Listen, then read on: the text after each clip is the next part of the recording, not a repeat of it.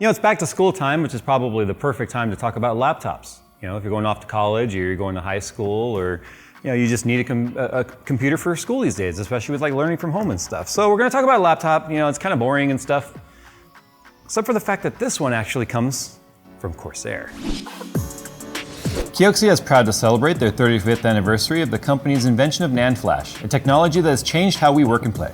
The XT6 Enterprise Data Center NVMe SSDs feature Kioxia's developed controller, firmware in its own 3D flash memory by CS flash, and feature a new set of form factors for future server and data center support with easy hot swappability. To see the complete spec sheet of all of Kioxia's developed drives and to celebrate the 35th anniversary, follow the link in the description below. So I'm talking about the Corsair Voyager 1600. It's interesting. It's Corsair's first time getting directly involved in laptops. This is an Origin PC variant right here. Functionally, physically, exactly the same. The difference between the Corsair units and the Origin PC units is the Corsair units are going to come pre-configured with a certain amount of RAM, a certain amount of storage. The CPUs and the GPUs, we'll talk about those in a second, are pretty much locked down. The Origin unit, however, you can outfit with bigger storage and bigger memory. The CPUs and GPUs, at least at this current time though, are fairly standard and stuck with AMD. But here's the thing about this. These feature what I have been absolutely begging for a long time, which is fast Ryzen CPU with new Navi discrete graphics. But one of the things that we know with AMD is they like to debut new tech in mobile first and then move to full-on CPU processors for desktops. What do I mean by that? Well, we had Zen 1, which was a 1000 series and 2000 series CPU. And you had Zen 1.5, which was 3000 series CPU. And then the 4000 series CPU was technically the first Zen 2 architecture, which moved on to the 5000 series CPUs that we know today in our desktop. And now with AM5 coming out, we've got 7000 series CPUs, but on laptop right now, these are 6000 series. So you can see how like the 4 and the 6 are mobile variants, and then obviously with 7000 series coming out. But this is exciting because of the fact that we are getting in a very slim, only 19 millimeters at its thickest, a slim, lightweight laptop that's giving us 8 cores and 16 threads and an AMD 6800M Navi-based graphics. So I'm really excited to check this out because there is a benefit to this where in the past, if you got a laptop that had discrete graphics, it was almost always NVIDIA. And it could be an AMD CPU with an NVIDIA graphics card, or it could be an Intel CPU with an NVIDIA graphics card. That Intel would also have its Iris or its HD graphics built in, and it could intelligently switch between internal graphics and discrete graphics, or iGPU for internal GPU and dGPU for discrete graphics. When AMD has just full parity here, it's got AMD CPU, it's got AMD APU built into it, AMD Radeon graphics, as well as AMD's Radeon 6800M, it has a much simpler time switching back and forth between the iGPU and the dGPU to give you things like increased battery life, increased efficiency, smart switching between the iGPU and the dGPU depending on your task. You can go in and configure it and tell it, hey, I want to prioritize the dGPU, but you can actually go in there as well on battery mode and even game on the iGPU if you want it. So what we're going to take a look at here today is exactly how these laptops sort of stack up to desktop components, and then we're going to see whether or not this is a laptop you should even consider. I can tell you right now, based on the form factor and the build quality, I am in love with the sleek. I mean, the laptops are hit or miss. Sometimes you'll have a laptop that has a metal lid, but then the bottom's plastic and it's all creaky and stuff. This is a full metal construction. It also has a full-on vapor chamber cooling system in it, where the bottom is like a ton of ventilation. You got these giant vents on the back, as well as, well, no intakes on the side, so it's all coming in from the bottom and exhausting out the back. But it's not overly heavy, being a full metal laptop. So what I'm gonna do here is I'm gonna go ahead and open up the Corsair variant, and we'll be doing all of our benchmarking here on my Origin PC, which is, again, functionally identical to the Corsair version. This one just has a 4 terabyte NVMe SSD in there. It has 32 gigs of DDR5, just like the Corsair, but you can spec it up to 64 on SODIMM and potentially even farther. But that's the nice thing about the Origin PC, which is owned by Corsair, is the fact that you can spec this one out with additional storage and memory if you like, or you can go with the Corsair variant and buy the one that's pre-assembled, sitting on the shelf, ready to go. I don't want to scratch these laptops, so I'm going to be using my amazing JS2Sense desk mat, available at js2sense.com. Yeah, I've learned from the best, okay? I know it's very Linus-esque. Come on. What am I supposed to say? Hey, we got this thing. I don't know. Okay. You're gonna take your time. It is metal, so you don't want to use any metal tools on it. You don't want to scratch it. This is one of the things I always like to test when we're reviewing a unit is how user-friendly is it? There we go. So there's an M.2 cooler, heatsink, or a heat spreader with a thermal pad right here and right here.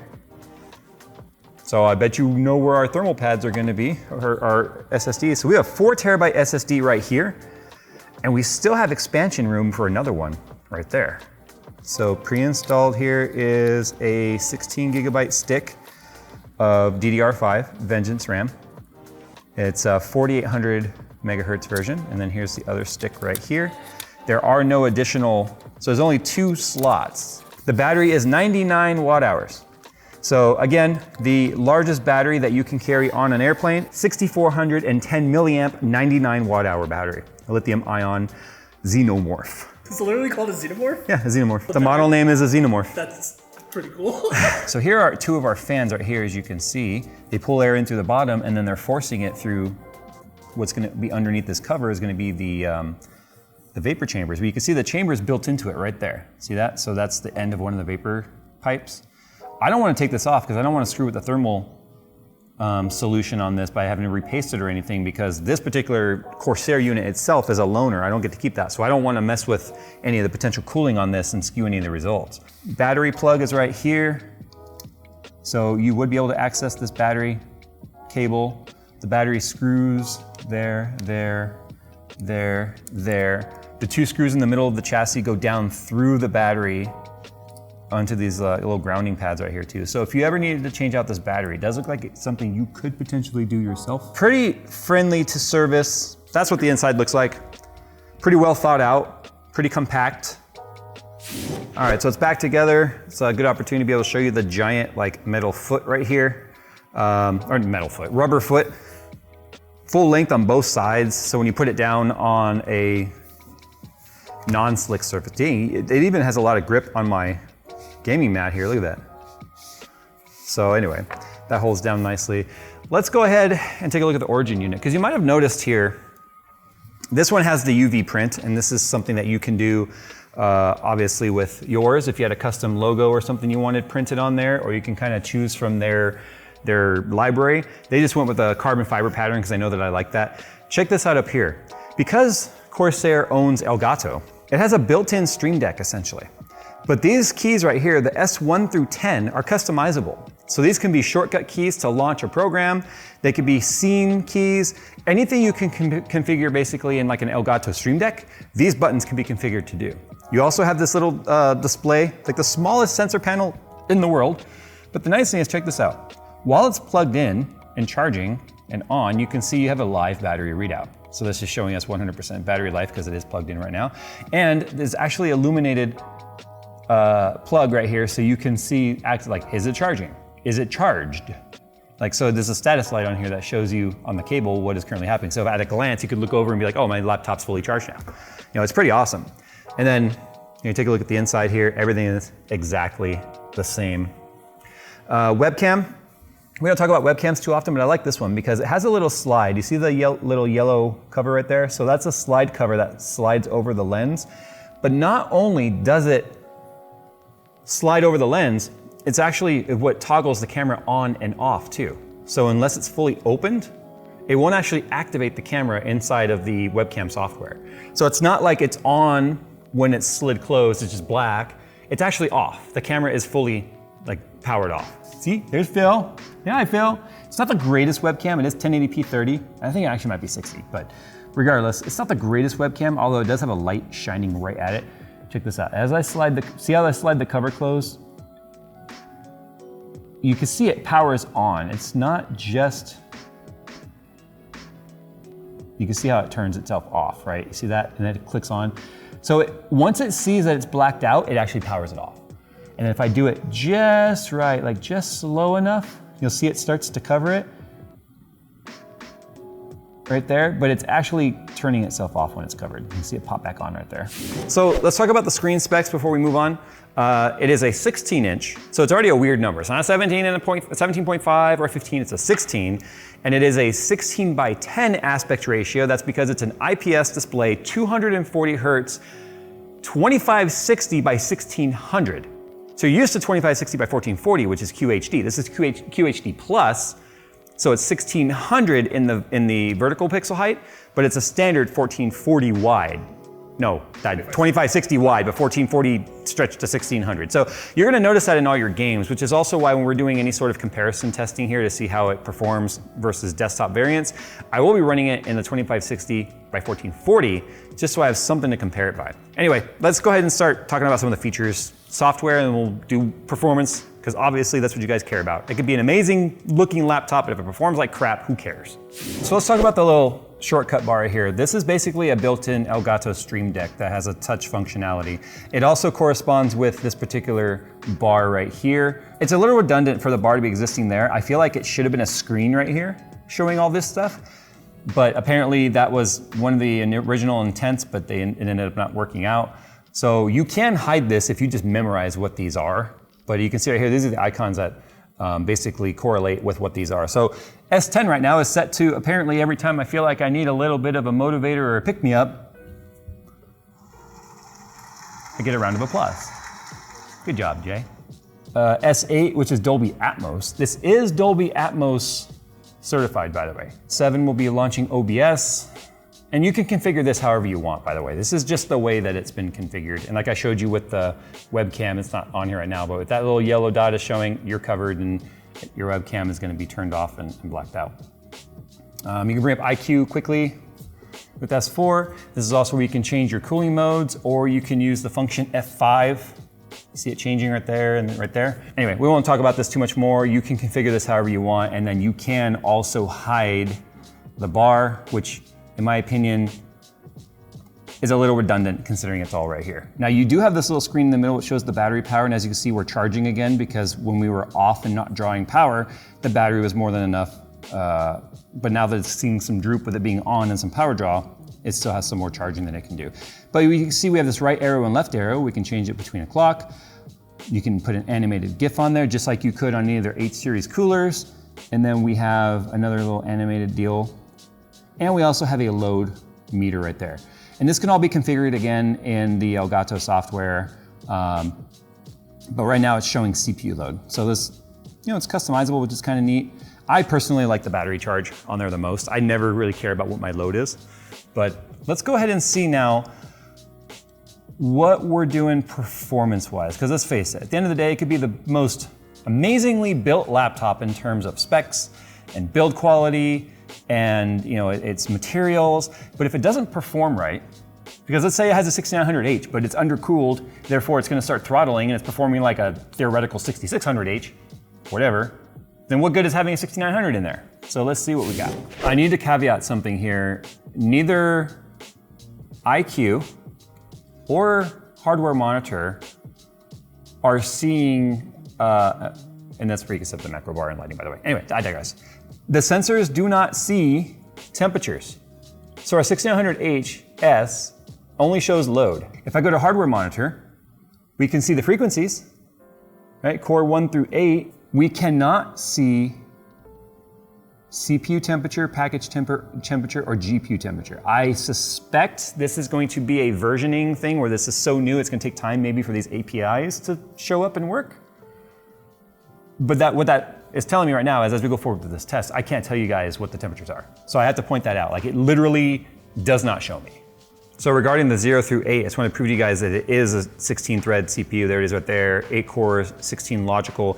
Ironically, we do see the DGPU, the 6800M right there, is reporting temperatures. The reason why I've even got hardware monitor still open is my only way to know if they're throttling temperature-wise is a guess, but it could be power related as well. So I won't know what the reason is if it doesn't hit max clocks and stay there. So let's just go ahead and run it in multi-core.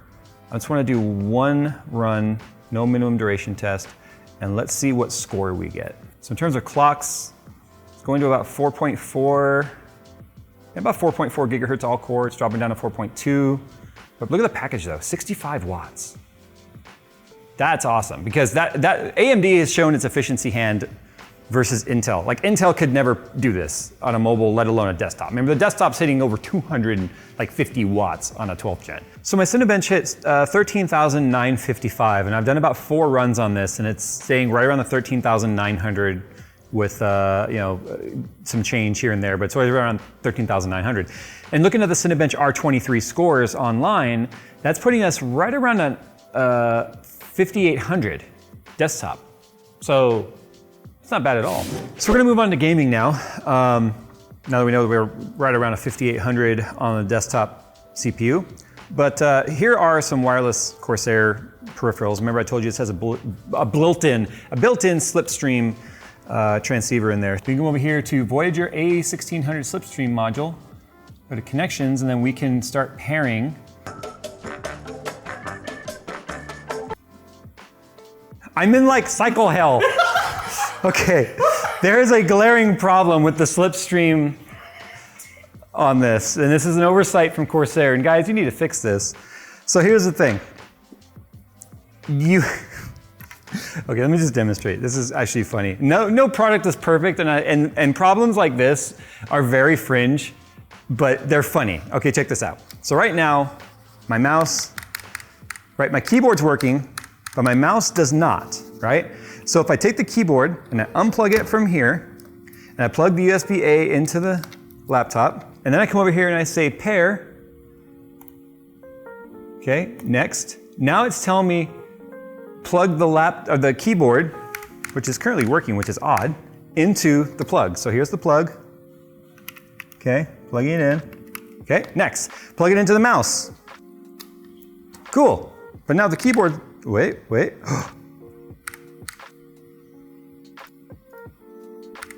Okay, so that apparently worked. No, wait, it's still plugged in. Dang it. So here's the problem now, is it will just have me go switching it back and forth and back and forth. Well, if I unplug the mouse now, you can see, it doesn't work, right? Because it was wired, but the keyboard is still working. So if I go pair, and then I say, connect all devices you want to pair with a USB cable, including the unpaired devices. Fine. Both of these cables on one end are USB-A, and on this end is USB-C. That's cool, except for there's only one USB-A plug on this laptop. So now here's the thing I think is weird, is if I start pairing the mouse, because it's what's connected, and I say close, because it says successful, the keyboard stops working, even though it was already paired. So now if I do this again with the keyboard, it'll unlearn the mouse. Start process, and the mouse stops working, and now the keyboard works. So realistically, this problem is the fact that this laptop only has one USB-A. So what we're gonna do here is we're gonna try using my little bitty USB-C cable, which we have for one of our external drives here. And I'm gonna plug this into the mouse. Dude, sick mouse cable. They're both plugged in. Finish. So it realistically comes down to the fact that they have USB-A on one end with their devices. I just thought that was a little, if you ever wondered why having a laptop that's 3 USB-C and then a single USB-A could be a problem, this is a weird fringe one-off case as to why that would be a thing, so. Welcome to dongle land. So what we're looking for here is just where does it land performance-wise compared to its desktop counterpart. So our graphics score is a 4,977. So if I look at my own spreadsheet here of every test we've ever run, so a 5107, that's a 3060 black, a 5054 against like 70 points, that's a 2060 super. It's not as fast as say as like a 3080 Ti mobile. This is also Port Royal, which is very ray tracing heavy, and we know that NVIDIA has the edge when it comes to ray tracing with their RT Core advancements. So let's see now where Time Spy Extreme lands. All right, so it scored a 10,920, no adjusted settings. That's a 2080 amp. It's 1,000 points higher than a 5700 XT Liquid Devil overclocked. It's actually 500 points higher than a 2070 Super FE. Wow, yeah, in that particular test, it's running right around a 2080 desktop. Not bad at all. Let's go ahead and load up Far Cry 5. We'll run its in-game benchmark, and then we'll do some live Cyberpunk 2077. That's a rough game to try and play on a laptop. So for Far Cry 5's built-in test, this is exactly as I run it for our desktop graphics. I always run everything at Ultra, because I like to give the worst case scenario. You'll find 50 million different test methodologies on this. I choose the worst case scenario so that you know you're getting at least that or better if your system is the same. 2560 by 1440. Once again, I dropped it down to 16 by 9. I'm allowing it to do black bar. As you can see, there's a black bar on the top, a black bar on the bottom, which you can't really see because it blends in. We'll run one test here at the 1440 resolution, and then we'll do the QHD Plus, where you can see what the performance hit is of the additional pixels in the vertical res. So I'm not sure why this doesn't go above 97 when you're plugged in and it's on. Maybe just because some power is always going direct to the components. I have no idea. I just wanted to point out why it has said 97 basically the entire video. So the test just finished. We're getting 89 average FPS, a max of 118 and a minimum of 65. Also, it is a FreeSync panel. And because we do have a 6800M in here, FreeSync was disabled, but you can enable it if you want. I'm just pointing out that it is a 240 Hertz IPS FreeSync panel. Let's take a look now at what kind of performance hit you'll get at the 1610 native resolution. All right, so from an average of 89 to 85, and our max dropped from 118 down to 111, and our minimum I think went from 65 down to 62. So you can see the extra pixels do, obviously affect it, but not a ton. Like you wouldn't really notice this. So that Far Cry 5 at 89 FPS in 1440, Far Cry 5, so 89 FPS, right in that range. So 85 FPS is a 2070 black. 85, that's a 1080, that's weird. 88, it's a Vega 64. 90 FPS, 2060 Super FE. 88 FPS, 6600 Fighter. So you can see it's kind of performing sort of lowish in Far Cry 5. So this is why we test a lot of different titles, by the way. So what we're gonna test now is actually Cyberpunk. Because Cyberpunk has a built-in benchmark. And what I need to do here is I need to kind of get the settings sort of figured out because it cloud saves settings. And the last time I played this was on Black Ice, which has a 3090 in it, a 10900K. One thing I want to point out while the game is loading is that the speakers actually sound amazing. One, not just because of Dolby Atmos, but two, they're upfire. So they're not downfiring off the table or reflecting or anything. They're just shooting up right in your face. And even though I'm off to the side, there's a decent amount of volume and clarity. They're not super loud. I mean, you can hear the fans, obviously just as loud as the volume. The fans are set to extreme, but it's not bad at all. So ray tracing ultra, we obviously don't want ultra. I think just regular ultra, no ray tracing personally, is where I would go with this. 2560 by 1440. Let's run the benchmark and see where we land on that, and then we'll go into a free world, like just move around and see. I don't have a benchmark spreadsheet on this title, so this is just us kind of going along for the ride all at once. So our average FPS is 46.85, minimum was 29.66, and our max FPS is 27.4, or 67.4, sorry. We rendered 3,009 frames in that amount of time. So this is non-ray traced ultra. You can see we're at 40 FPS. I mean, it feels like 40 FPS, honestly, but it looks so good. Let's go down to medium, shall we? So medium gets us our 60, and what's funny is it doesn't really look that much worse because it's a 1600p panel at 16 inches, so the pixels are still small. It said, yeah, dude, it's staying over 60 FPS at medium. That's awesome. And it looks good too. Like it doesn't look like so I would look down for a second. In my opinion, medium on Cyberpunk looks like ultra on any other game. Like it really does. Like ultra is so unnecessary. But is this laptop unnecessary?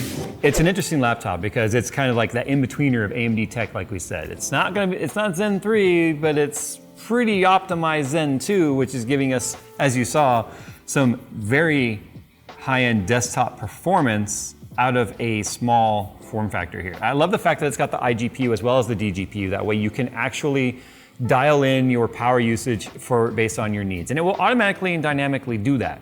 You can set it to just the discrete graphics if you want. I don't feel like you should disable it anyway, because letting AMD's software handle it, since it's all AMD agnostic system here, you don't need the OS handling any of that or Windows switching any of it. But like I said, there's no RGB anywhere on the exterior of this other than the keyboard. It's very understated. The fact that it's a powerful, if not one of the most powerful laptops on the market that you can possibly get right now. And you can take it into work or school and it doesn't scream, look at me, I'm a gamer. You know, it's just, it looks nice. This big gap right here is kind of interesting to get used to. I'm not entirely sure why the gap is there, but hey, it's there. The hinge is very beefy. It's all metal. It doesn't flex, doesn't creak. It keeps the monitor in any position that you put it in. It's not a lay flat. It goes pretty close, but it will stay in any position that you put it in. So if you're shopping for a laptop for school or work, or just because you want to have one because you just enjoy tech and you want something that's mobile and on the go, the Corsair Voyager from either Corsair or Origin PC are going to be a hard one to beat, whether you're an AMD fanboy or not. I mean, Phil said off camera, he goes, AMD just kicks ass right now at both desktops and laptops and stuff. So it's freaking amazing what they've created right here. Anyway, I'll put a link down below. You guys can go and check them out, spec them out, check out pricing. I don't even know what the pricing is, but I can tell you right now, whatever it is, it's more than likely going to be worth it. But again, that's subjective. And you know, I like laptops, so therefore I'll pay more for them. Anyway, thanks for watching, guys. Thanks for Corsair for sponsoring today's video. Sound off down below how you feel about this laptop. Is it enough to sway you from the Intel NVIDIA conglomerate and take a risk on Team Red again? Well, I know where my new primary laptop is. Thanks for watching, guys. We'll see you in the next one.